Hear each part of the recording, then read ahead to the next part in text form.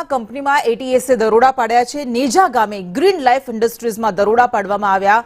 મોટી માત્રામાં ડ્રગ્સ બનાવવાનો પાવડર અહીંથી ઝડપાયો છે। આલ્ફાઝોલમ ટેબ્લેટનો પાવડર જપ્ત કરવામાં આવ્યો અને આ ઉપરાંત એટીએસે 6 આરોપીઓની પણ ધરપકડ કરી છે। આ ફેક્ટરીમાંથી 107 કિલો આલ્ફાઝોલમનો જથ્થો જપ્ત કરાયો છે। આ 107 કિલોમાંથી 42 કરોડની દવાઓ બની શકે છે। દવા તૈયાર થાય પછી તેની બજાર કિંમત 107 કરોડ થાય છે। કોઈ પણ પરવાનગી વગર, કોઈ પણ લાયસન્સ વગર અહીંયા ડ્રગ્સની ફેક્ટરી ધમધમતી હતી। જોગબર્ગ પર આલ્ફાઝોલમ પાવડર બનાવતા હતા અને તેનો જથ્થો મધ્યપ્રદેશમાં આપવાનો હતો। અજય જૈન નામનો વ્યક્તિ કે જે અગાઉ પણ નાર્કોટિક્સના કેસમાં ઝડપાયો છે તે આ જથ્થો આપવાનો હતો। અગાઉ પણ અજય જૈને 30 લાખ રૂપિયા આપ્યા હતા, એડવાન્સમાં આપ્યા હતા। અજય આરોપી રંજીત જૈન નામના ટ્રેડરના સંપર્કમાં હતો। એટીએસે ફેક્ટરી સંચાલક પાસેથી 30 લાખ રૂપિયા રિકવર કર્યા છે। અજય જૈનની એટીએસે ધરપકડ કરી છે। વિજય મકવાણા અને હેમંત પટેલ જેઓ પણ આ આખા કૌભાંડમાં સાગરીતો હતા તેઓ કેમિકલની ડિગ્રી ધરાવે છે।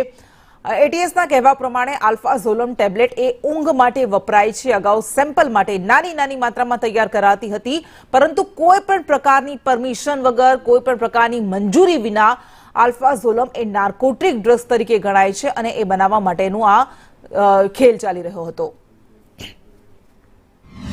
બાતમીવાળી જગ્યા હતી એ જગ્યા ઉપર રેડ કરી। એ રેડ વાળી જગ્યાથી જે 5 જ આરોપીઓ હું તમને કીધા એ બધા 5 આરોપી મળી આવ્યા અને સાથે સાથે એફએસએલ થી ચેક કરાવતા જે તે જગ્યા ઉપર જે કેમિકલ મળી આવેલ હતો એ અલ્ફાઝોલમની માં પુષ્ટિ પણ થઈ। આ અલ્ફાઝોલમની ત્યાં ક્વોન્ટિટી 107 કેજી મળી આવેલ છે।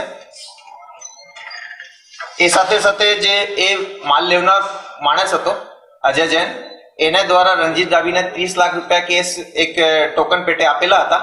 એ 30 લાખની રિકવરી પણ રંજીત ડાબીથી કેશની થઈ છે। આ કેસ પછી તાત્કાલિક જે લેવનાર છે માણસ અજય જૈન એ ભાગીને જાય એના માટે ટીમ દ્વારા એફર્ટ કરવામાં આવેલા અને એને પણ મોડી રાત્રે અમે